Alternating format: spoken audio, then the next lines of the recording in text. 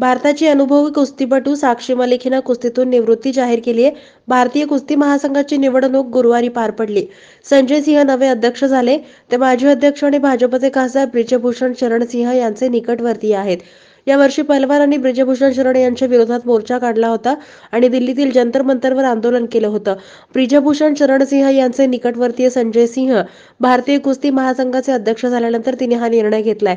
कुस्तीपटू साक्षी मलिकनं दिल्लीत एका पत्रकार परिषदेत सांगितलं की आम्ही 40 दिवस रस्त्यावर झोपलो आणि देशाच्या अनेक भागातून बरेच लोक आम्हाला पाठिंबा देण्यासाठी आले.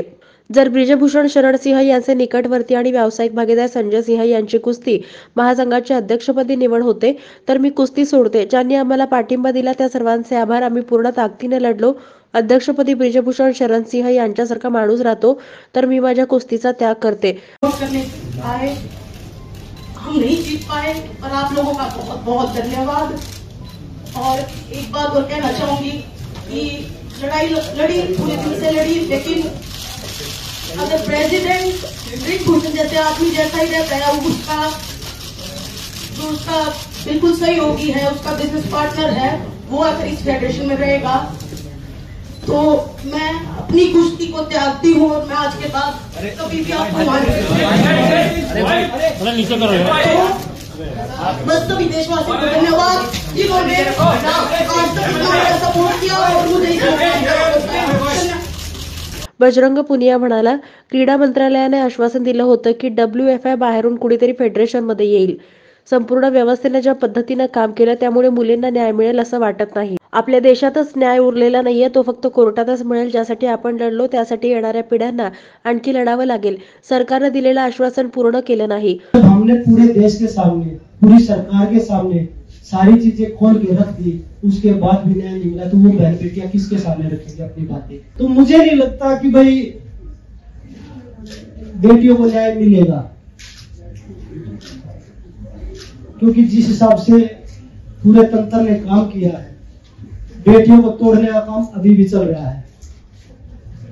आज WFI के चुनाव देख लिया आपने, उसी का आदमी बना है। उसके बावजूद जब खेल मंत्री जी के सामने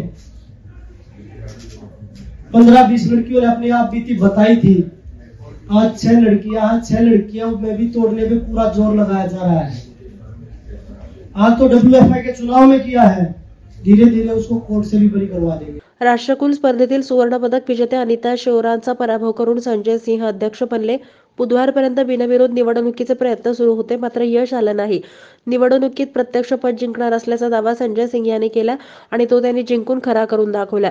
संजय सिंह यूपी रेसलिंग असोसिएशनचे उपाध्यक्ष राहिले आणि ते ब्रिजभूषण यांचे निकटवर्तीय मानले जातात. आगे बच्चों का नेशनल किया जाएगा, साल नहीं नुकसान होने दिया जाएगा. ओलंपिक की यार बच्चों की तैयारी की जाएगी, कैंप लगाया जाएगा, नेशनल कराएगा.